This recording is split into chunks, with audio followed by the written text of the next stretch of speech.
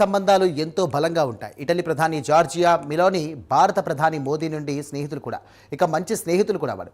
అంతర్జాతీయ వేదికలపై వారిద్దరు కలిసినటువంటి ప్రతిసారి ఒకరినొకరు ఆత్మీయంగా పలకరించుకున్న సందర్భాలు కూడా అనేకంగా చూసి ఉంటాం. ఈ స్నేహంతోనే మెలోని తాజా రాసినటువంటి పుస్తకానికి మోదీ మంచి మాటలు చెప్పారు.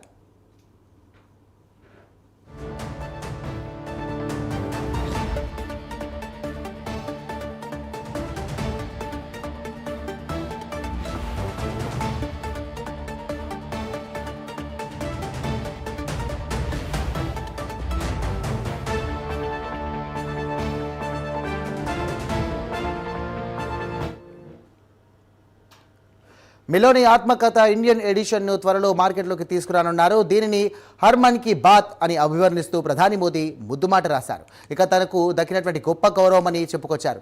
పీఎం మెలోనీలో జీవితం అలాగే నాయకత్వం కాలంలో సంబంధం లేని సత్యాలను గుర్తు చేస్తాయన్నారు మోదీ. ఈ ఉత్తేజకర జీవిత చరిత్రకు భారత్లో మంచి ఆదరణ లభిస్తుందని రాసుకొచ్చారు. సాంస్కృతిక వారసత్వం, సమానత్వంపై ఆమెకు అమితమైనటువంటి విశ్వాసం ఉందని కొనియాడారు. ఎన్నో అంశాల్లో ఇరు దేశాల మధ్య సారూపత్యాలు ఉన్నాయని ఈ సందర్భంగా ప్రధాని మోదీ తెలియజేశారు. ఈ బుక్ అసలు వర్షన్ 2021లోనే పబ్లిష్ అయ్యి బెస్ట్ సెల్లర్గా నిలిచింది.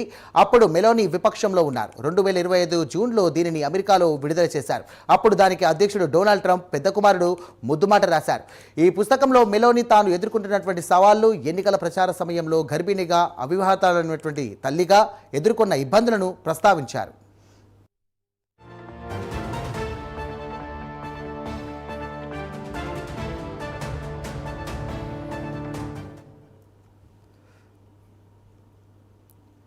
ఇక మోదీ మెలోనీలు దిగినటువంటి ఫోటోలు ఎప్పుడు నెట్టింట్లో ప్రత్యేక ఆకర్షణగా నిలుస్తాయి. సోషల్ మీడియాలో వైరల్గా మారుతాయి. యునైటెడ్ అరబ్ ఎమిరేట్స్లో దుబాయ్ వేదికగా జరిగిన COP28 సదస్సు సందర్భంగా వీరిద్దరు సెల్ఫీ తీసుకున్నారు. దీన్ని మెలోనీ ఎక్స్లో షేర్ చేశారు. దీనికి మెలోడీ అని హ్యాష్ట్యాగ్ కూడా జత చేశారు. అప్పటి నుండి ఈ మెలోడీ పదం ట్రెండ్ అయింది. నాటో ఫోటోపై ప్రధాని మోదీ కూడా స్పందిస్తూ స్నేహితుల్ని కలుసుకోవడం ఎల్లప్పుడూ సంతోషంగా ఉంటుందని బదులిచ్చారు. ఇటలీ, కెనడాలో జరిగినటువంటి G7 సదస్సులో కూడా వీరు దిగినటువంటి ఫోటోలు నెట్టింట చక్కర్లు కొట్టాయి. తాజాగా మెలోనీ రాసినటువంటి పుస్తకానికి మోదీ ముద్దుమాట రాయడం చర్చగా దారితీసింది. గౌరవంగా, మర్యాదపూర్వకంగా దేశ ప్రధాని మెలోనీతో భారత ప్రధాని మంచి స్నేహం చేయడం ప్రపంచ దేశాలకు ఆదర్శంగా నిలుస్తోందనడం ఎలాంటి సంశయం లేదు.